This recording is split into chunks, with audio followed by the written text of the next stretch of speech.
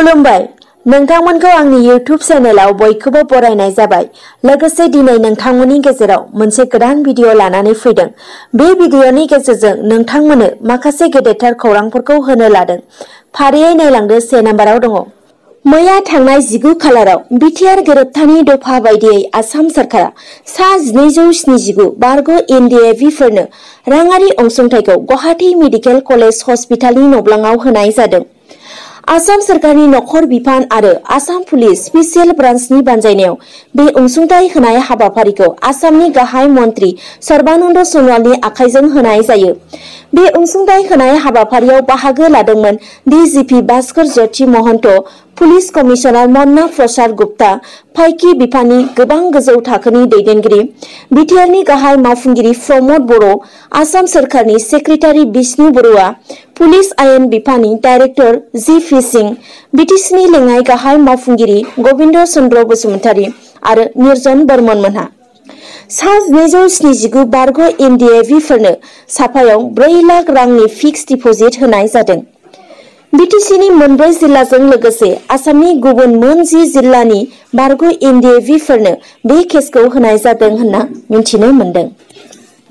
नैथियाव फैगौ 24 अक्ट'आव क'क्राझार सहरनि बड'फा नोगोराव थानाय ग्रीन फिल्डआव खुंफुंनो लानाय बिटिआर सुक्तिनि सान फालिनाय हाबाफारिखौ नोजोर होनानै आसामनि एडिजिपि-एलआर बिष्णुया ग्रीन फिल्डआव दावबायहैनानै सुलाद लाहैदों। बे दावबायहैनायाव बिथाङा खौरांगिरिफोरनि सिगाङाव बुंथियो दि 24 अक्ट'आव खुंफुंनो लानाय बिटिआर सुक्तिनि सान फालिनाय हाबाफारियाव हादोरनि नखर मन्त्रि अमित शाहआ बाहागो लाफैनायखौ नोजोर होनानै हाबाफारियाव रैखाथिनि थाखाय 2000 रैखाथिनि बिफानफोरखौ बाहायगोन होनना फोरमायो। मख'जाथावदि 24 जानुवारि खालि क'क्राझाराव जानो गोनां बे मेलाव मिरु नखर मन्त्रि अमित शाहजों लोगोसे आसामनि गाहाय मन्त्रि सर्बानन्द सन'वाल, रायजो बिजेपिनि आफादगिरि रन्जित कुमार दास, सावस्रि मन्त्रि हिमन्त बिश्व शर्मा मोनहाबो बाहागो लागोन होनना मिथिनो मोन्दों। थामथियाव मैया थांनाय 19 खालार खालि पुलिस बिफाना टिएमसिनि मावथिखौ बुथारनायनि दायाव 7 बिजेपि मावथिखौ हमदों। बिनि उनावनो ओनसोल नाङै दुंहाव थासारि सोमजिदों।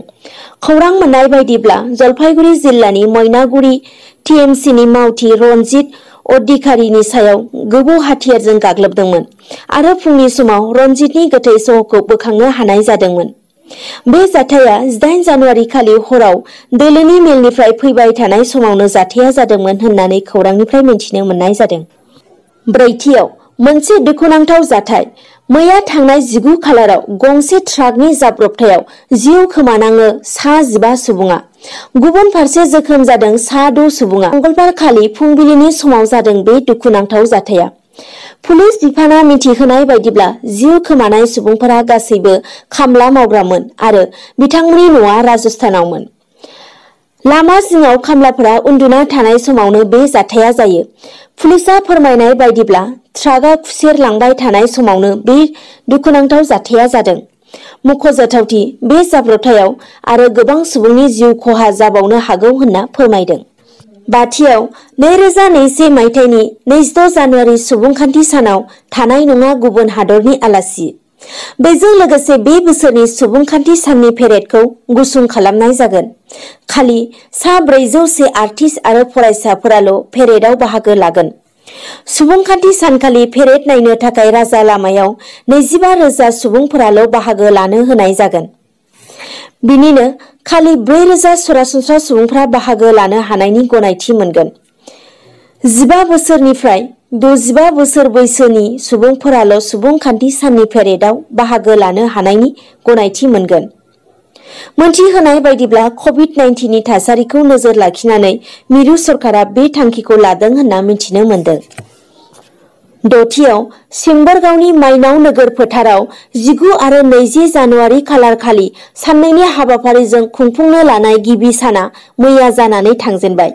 मैयानि हाबाफारियाव गेलेमु बादायलायनाय, थुनलाइ बादायलायनाय खुंनाया जानानै थाङो आरो दिनैनि जानो गोनां गेवलां मेलाव गाहाय आलासि महरै दुलाराय बर' फरायसा आफादनि गाहाय नेहाथारि आरो बिटिआरनि सागानगिरि लरेन्स इस्लारिजों लोगोसे थांखि जानाय बुंथिगिरि महरै क'क्राझार इउएन एकाडेमिनि बिथोनगिरि कृष्ण गपाल बसुमतारी आरो जर'खा आलासि महरै बिटिआरनि गाहाय खुंगिरि प्रमद बर'आ बाहागो लागोन होनना मिथिनो मोन्दों।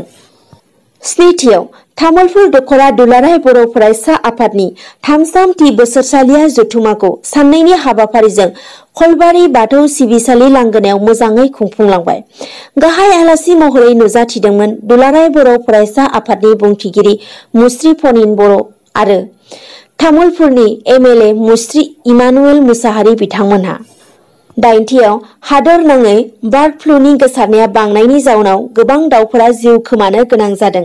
बिनिखायनो दासिमबो गोबां जायगाफोरजों लोगोसे आसामावबो गुबुन जायगाफोरनिफ्राय दाउ लाबोनाय दैथायनायखौ बन्द खालामनाया दासिमबो सोलिगासिनो दं।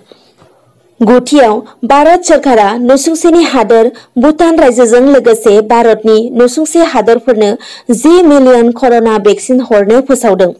शिलंआव मिथिनो मोननाय बायदिब्ला भारत सरकारा नसुंसेनि हादोर भुटान, आफगानिस्तान, बांलादेश, नेपाल, श्रीलंका, मालदीव आरो मौरिशियास हादोरफोरनो कर'ना भेक्सिनखौ 10 मिलियन अदेबानि 1 कौटि दान हरनो फोसावदों। बांलादेश हादोरावबो भारतआ दिनै 20 खालार दिनैनि सानाव 2 मिलियन कर'ना भेक्सिन दान होगोन आरो नसुंसे हादोर नेपालनोबो कर'ना भेक्सिनखौ दान हरगोन होननानै मिथिनो मोननाय जादों।